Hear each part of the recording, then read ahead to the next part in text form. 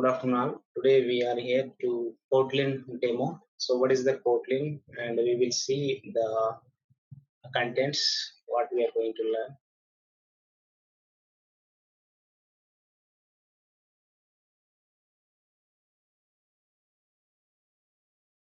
This is about the trainer. So I have 8 years of experience as a trainer and also have the experience in the Flutter and Android application development also with the Java and Kotlin.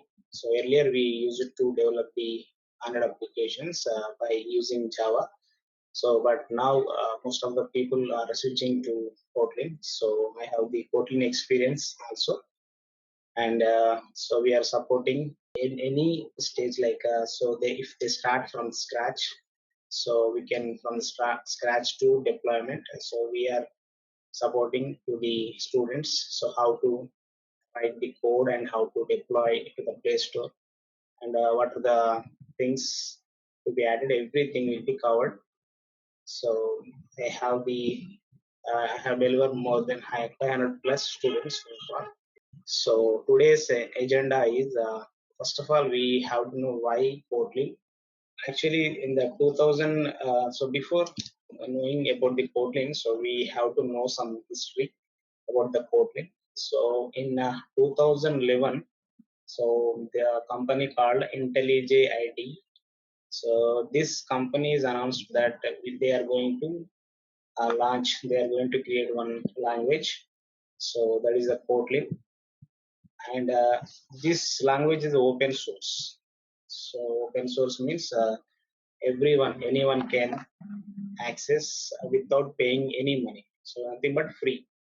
So and also the among the world, everyone can participate. Everyone can put their efforts. Like if they have them some different ideas, they can also add some new features to the Kotlin. So because it is the open source, and when so it is delivered. So in the 2016, the very first version they released in the 2016, and unless it was not having much popularity, but in the 2017, so the Google company, the Google announced that so the Kotlin is becoming the official language for the developing Android applications.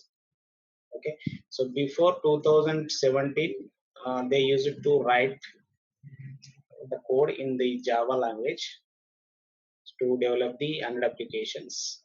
Okay, but after 2017, so the Google announced that so this is going to be the official language.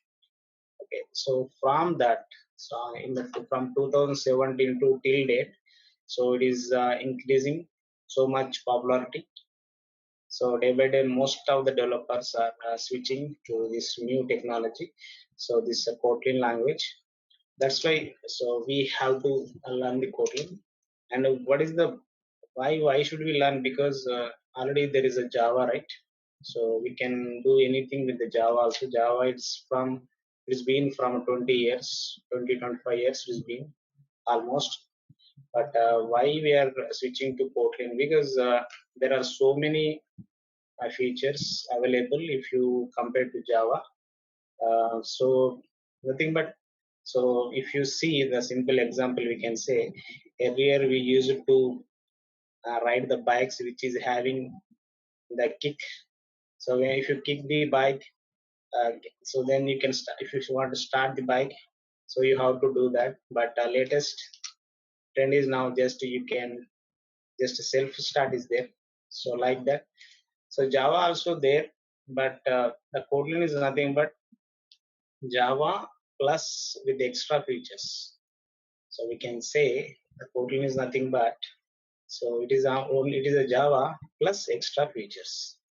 So that is nothing but Kotlin, and whatever the things, whatever the boilerplate code we are writing in the Java, so most of the problems are just resolved, and they are making this language like you can write the code in the very, like suppose if you are writing 10 lines of code in a Java, so they are trimming to like 5 lines.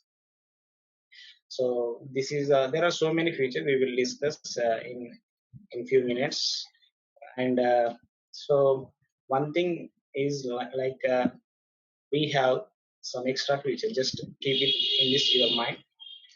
And so here of course trimmed coding means like it is number of lines is decreased so while writing the code.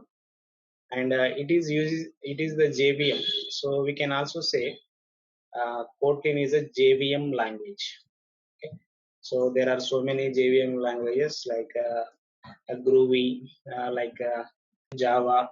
So Kotlin also a JVM language. So what it means? What it means is like so you are writing the code. So it has to be, for example, if you are writing a Java file, so you are creating one file .java. So this Java file, so when you are compiling, it is converting into .plus file. So it means you're converting to bytecode. So this bytecode is executed by JVM, okay, Java Virtual Machine. So this bytecode is only understands and it is executed by the JVM. Here also we are doing the same thing. So we are creating one file. So the extension is KT. So KT is nothing but Kotlin. Here also when we are compiling, we are going to get the same bytecode. So just like Java. And there are some extra packages are available for Kotlin. And the same thing here, JVM will understand the bytecode and we can execute the code, bytecode, by using the JVM. So we can say Kotlin is a JVM language simply. So just like Java. We have the one more option like interoperability here. Okay, interoperability means, for example, so you are already written a code in the Java. So your project is live and it is running, and users also there for your application, for example. And if you want to add extra things, extra features to your application by using Kotlin, but which is existed in the Java, right? You can also add the Kotlin for Java code. You can also add the Kotlin code. It means there is an interoperability. It means you can call the functions, call the data from Java to Kotlin and Kotlin to Java. So no need to migrate, no need to change everything from Java to Kotlin. You can also add the new classes with the Kotlin. So that is a, this is a 100% interoperability. So nothing but you can use any functionality from Java to Kotlin, Kotlin to Java. So in a such a way they designed the Kotlin. So because most of the projects are currently they are using Java maybe, so they can also change from Java to Kotlin. And it is having fast compilation and so smart features, and there are so many features. So this is a course curriculum. So course overview and installation. So you can use IntelliJ IDEA as a IDE because so this company has created the Kotlin language, right? So it is better to go with the IntelliJ IDE. And you, you can download with the community version by without paying any money. So it is a free version.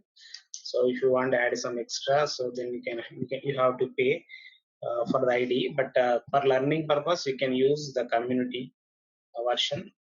And otherwise, if you don't want to download, suppose if you just you want to learn the Kotlin language without any software, without any installation, then also they provided Kotlin playground.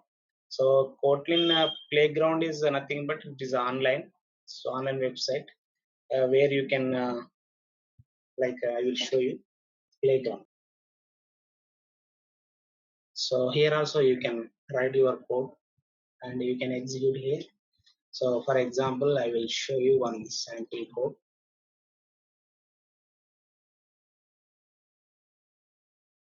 Just I'm removing these things.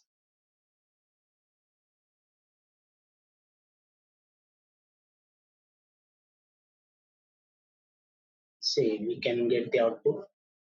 So here also you can practice. So instead of downloading any other software, so we can also practice here. We have the basic types and control flow. So like Java, so in the Java we have primitive data types.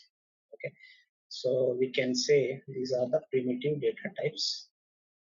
So such so data types are like integers and float and a character and a string. So we have all these primitive data types.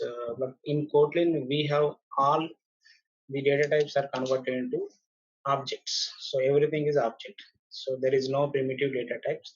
Directly we have integer class and a double class and a string class, just like. So we have the classes. So everything is a object.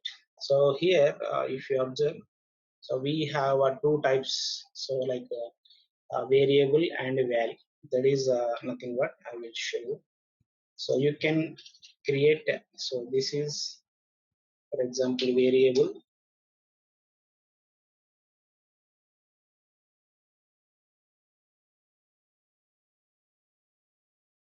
See here, I'm just using a 10. So if you see here, I'm using a variable, and here I'm not using any data type. So this is the object. Okay, by default. So internally it is taking it as a integer.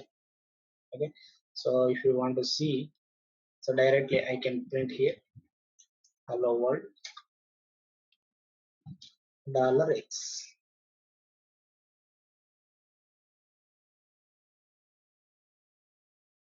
See here. So here 10 is become the integer. Okay, and we have one more thing, val. Okay, so val is nothing but, so here the variable is var is nothing but you can reassign. Okay, but val you cannot reassign. Okay, so this is nothing but immutability property for the y. Here you can change. For example, if I'm trying to change so y equal 20 already I given, I'm going to give y equal 30. Okay, so let's see,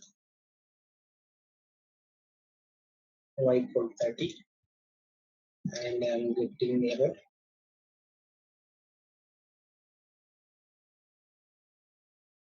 See, this is error. Value cannot be reassigned. Okay, if you want a value, so the final value if you want to store, then you can go with the value. Otherwise, you can use the value. So these are the new features which are not available in Java. So here you can just this is nothing but smart casting. So internally, the data is converting to the relative by using the data. So this is data. Suppose if you are giving instead of 10, if I am giving hello, so the x is becoming the string. So by the data, it will be converting automatically. So this is the one thing. Control flow. So just like in Java, we if condition and for loop, while loop, and so many the control flow. Everything will be same here also. But here there is one difference in the control flow. So the difference is in Java we are using like this code. For example, I want to write the code like if a is greater than b and a is greater than c.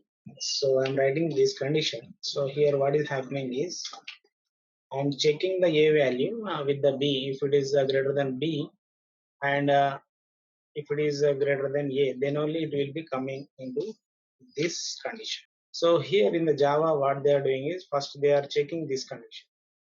So it is asking to the compiler that a is greater than b.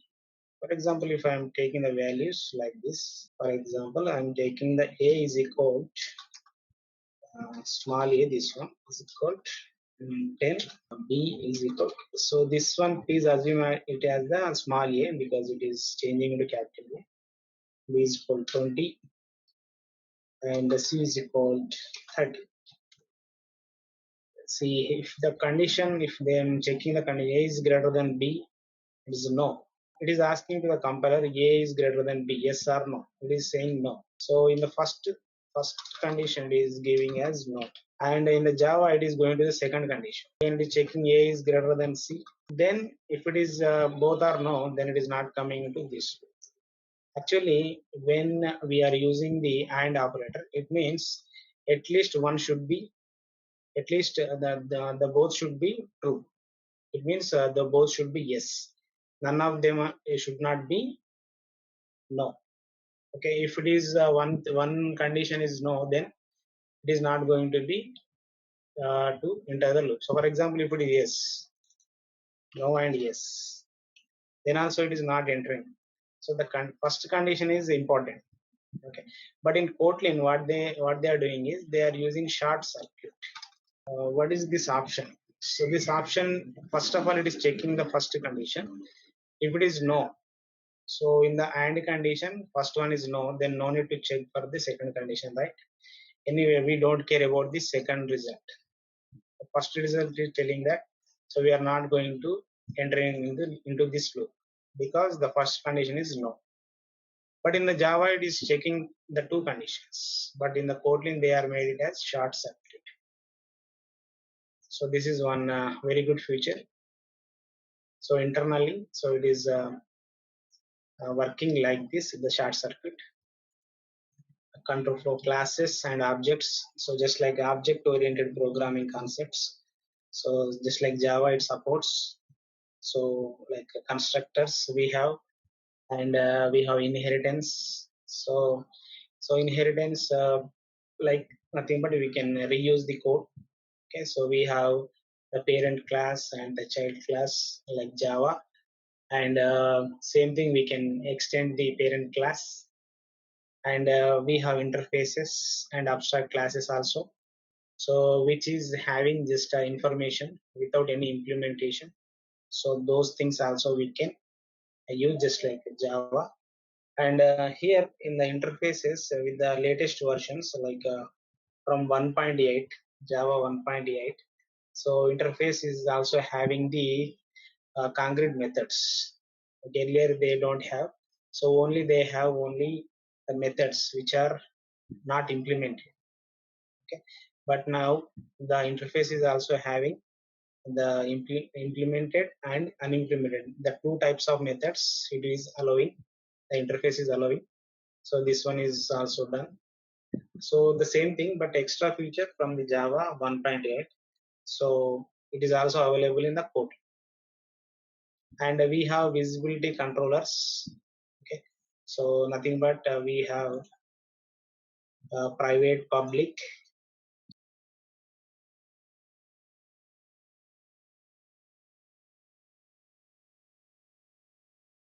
protected, this one, and we have these modifiers, accessibility modifiers. So by this we can secure our data, and these are the same thing, same just like Java we have these features in Kotlin also. And the data classes, so this data classes is not available in Java. So actually the thing is, in a class, suppose if I want to store only data, so instead of functions, and just I want to store the data, and it should be accessed by anywhere, like the data should be remain same just like a static data. For example, in Java we are using the static. So static is nothing but, for example, if I want to store something, suppose if I am using static string name equal to my application name will be mind magics. So here, see here I'm using the static, it means it will be remain same entire application, everyone can access throughout the application because it is a static. Here also in the Kotlin also we have data classes. So data class is nothing but you can see that name data. So data class is nothing but we can store the only data. So different kinds of data. For example, I can store integer, float, double, or a string or character, anything I can store here. And suppose if I'm changing somewhere in the application, the static, so it will be updating, right? So here also same thing. So this object will be common for everyone. Okay, so that's why we are using data classes. And in the Java, for example, so one class, suppose class A is there and class B is there. So for example, in the class A is having the same properties. Suppose here the integer id, so B is also having the same property, integer id. But if you compare A is equal to B, so there you are going to get the result as false. A is equal to B. Why? Because in the Java, these are the two different objects. Okay, these are the two different objects. So A is a different object and B is a different object. See, if you see, the data is same, but even though you are going to get the false. But in the Kotlin, right, suppose if you are writing the same data by using the data class, okay, when you are comparing A is equal to B, then it is going to return true. So it is checking with the data. If both the data is having same, so when you are comparing the two objects, then you are going to get the true. So this is the benefit of the data classes. And the generics, we have the generics. So generics is nothing but, so just like Java, this one also, like we have so different, like a list of, okay, suppose if you want to store array of strings or array of integers, so you can just use the list of, so where you can store like A, B, C, C, D, E, like that. So this list, so this is like a generic class, nothing but you can give anything here. Suppose if you want to provide, if you providing string here, then you can store the string values. And if you want to provide integer, then you can store the integer values. So you can also create your custom generic class. So you can also create your own class. Suppose there are similar work is going on, only the data is changed, for example, then you can go with the generic classes. We have the collections. These are the collections. So which this one is the utility functions we have. So like utility functions, so which are not available in Java.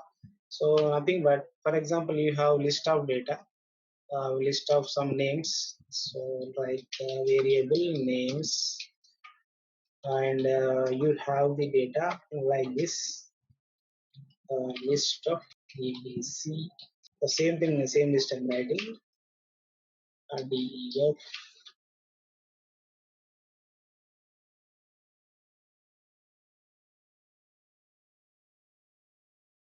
So by the utility functions, like there are filter function is there, filter, and map, and also for each.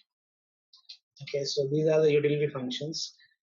By this, for example, if you want to filter out, for example, if you want to filter, suppose there are two values with the ABC, so you need only ABC, then you can filter out, okay, from this list.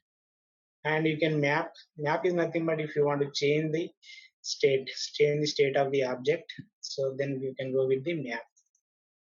And for each is nothing but a for loop.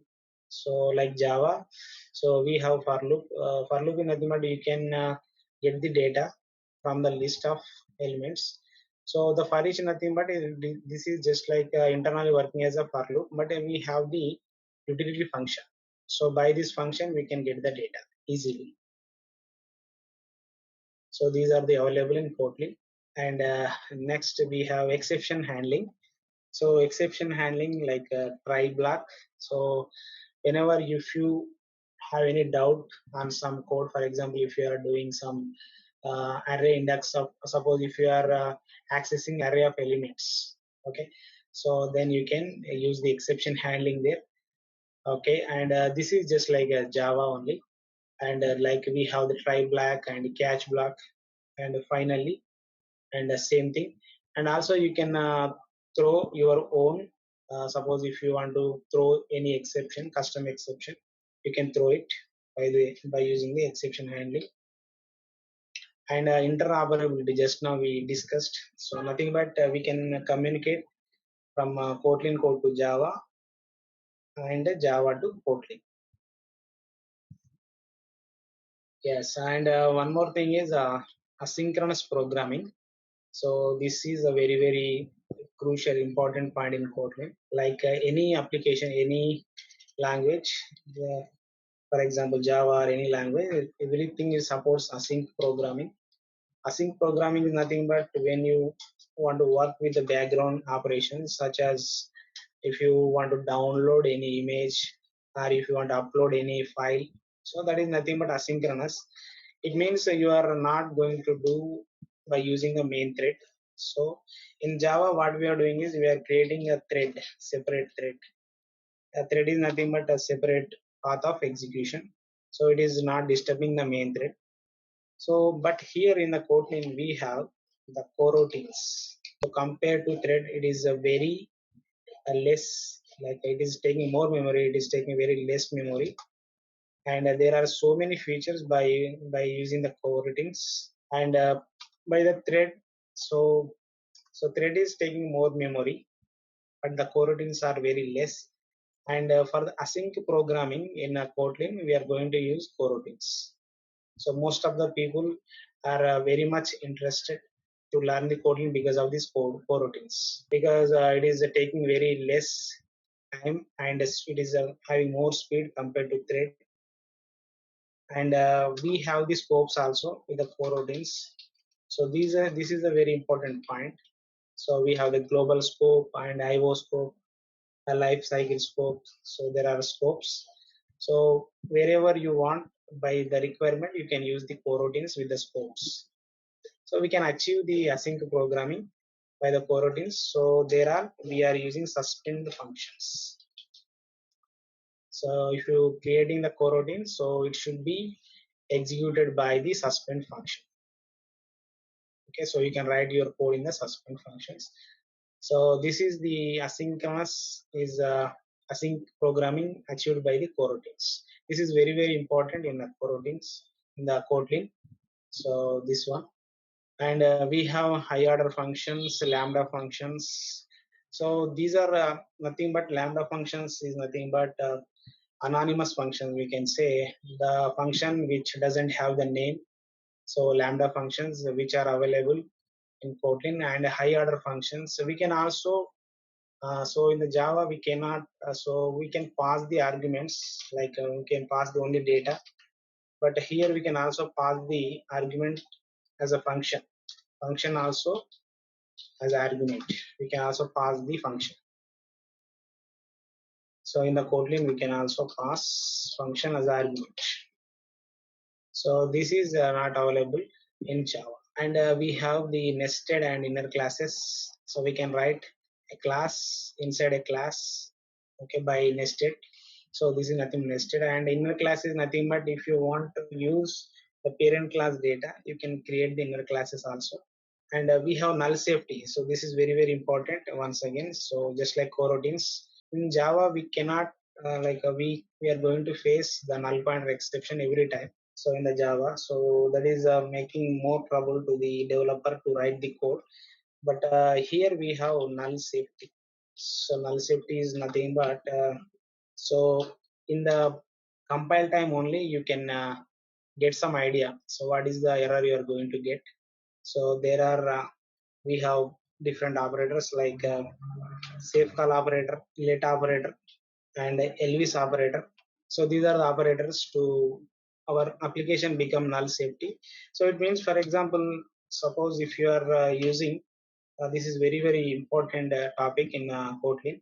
For example, if you are using variable name, so this is general example I'm telling you.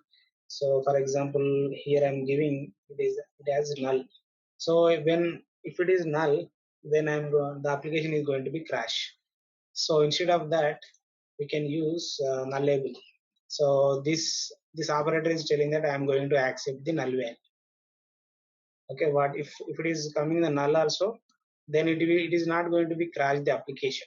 So it is going to print. Suppose if you print this name, you are going to get null, but it is not going to crash. And we can handle by using this null safety operators. For example, if it is null, okay, you can print some other value. Okay, so we can also, so here suppose if you are trying to print directly in the name, it is not going to print because you are making it as nullable. So it means you indirectly you are saying that this compiler will tell you, so this value is going to be null, maybe it is going to be null, so don't use directly. So you can use the operators, null safety operators. Suppose if it is null, then what you will do? So if it is null, then I can use some other string. So we have to write the code like this. So it is giving the suggestions while compile time only instead of runtime. So this is very very important concept in the code. And Kotlin can be used for not only for application, only for mobile applications. We can also server side, client side, and web also. We can use this language. Suppose if you want to write like just like we can say Java Springs, Java backend services, just like then we can also use the Kotlin also for backend also we can use. So these are the options we have. Kotlin can be used for any kind of development. It may be server side or client side, web and Android. Okay. And with the Kotlin currently in the work supports other platforms such as embedded systems, Mac OS, iOS. People are using Kotlin for mobiles and server side applications. So there are so many ways to use this language. And here Kotlin supported as first class language for Android. So already I told you, right? So there are hundreds of applications already using Kotlin for Android, such as Basecamp and Pinterest. There are so many applications already there. So once the course is completed, then you will get the Mindymax certification. And some random topics like how interoperability works, and a null pointer exception handling, and async by using the coroutines, and comparing with Java features. And we will see the environment troubleshooting also. So here we will see all these things. So while learning, so we will compare with the Java features also. So what are the differences between these two? So the lab set, already I told you, lab set is nothing but if you don't have any laptop or computer, then also you can learn this language by using the Kotlin playground. Otherwise you can go with this minimum expert like requirement, only 3 GB RAM and 8 GB RAM recommended, and minimum is 3 GB, and so very less requirement. So now every laptop is having this much requirement, so no problem with the. And if you want some information about the Kotlin, so this is the official website of kotlinlang.org. So then there you can get a number of examples with the every topic. These are the mock interviews. Mostly the people are going to ask you that what are the features in Kotlin. Just now we discussed, and why Kotlin is better than Java. And so is Kotlin fully interoperable? Yes, it is a fully interoperable. So, and how do you perform background operations by using the coroutines? And what are the coroutines? What are the scopes? So these things they will ask. And how do you handle null pointer exceptions? Okay, so just now we discussed like we have the null pointer like null safety operators by that, and differences between class and data class. So nothing but data class is nothing but static elements, static data we can store there, and we can access from anywhere. And these are the null safety operators. So any doubts regarding, so please contact. So this is all about the Kotlin. So now I am recommending you, because in future there is a one more thing is coming like multi-platform. So with the Kotlin also, just like Flutter, just like hybrid applications, there it is there one more thing is coming like you can write the code for Android, iOS and web also. Maybe it is in under development I guess, and it will be coming in future. So we can also write the code once and it can be running on different platforms also. So better to switch to the Kotlin. So most of the people are coming to the Kotlin side. Thank you.